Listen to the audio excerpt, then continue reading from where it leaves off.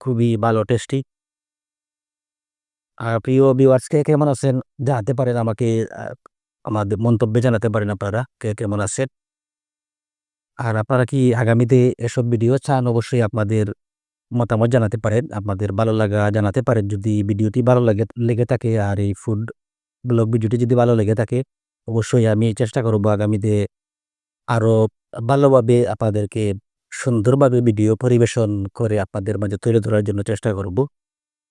তো এভাবে আসলে অনেকেই ফুড ব্লগিং করে। তো আমিও চেষ্টা করতেছি। শুরুতে আছি এখন অনেক ভুল ত্রুটি হবে। বিশেষ করে খাওয়ার বেলায় আসলে কিছু অভিজ্ঞতার প্রয়োজন।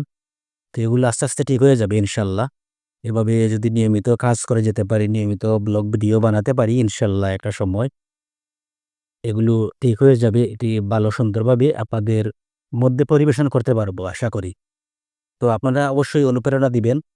আপনাদের অনুপ্রেরণা পেলে আমার আসলে আরো এভাবে ব্লগ ভিডিও বানাতে আমার অনেক উৎসাহ জাগবে। আমি চেষ্টা করব যে আপনাদের মধ্যে এসব ভিডিও ফুড ব্লগিং আমি তুলে ধরার জন্য।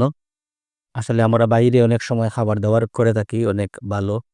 তো এগুলা তুলে ধরলে আসলে অনেক ভালো হয়। ফুড ব্লগিং বিশেষ করে আমাদের এই বর্তমান যুগে খুবই জনপ্রিয়।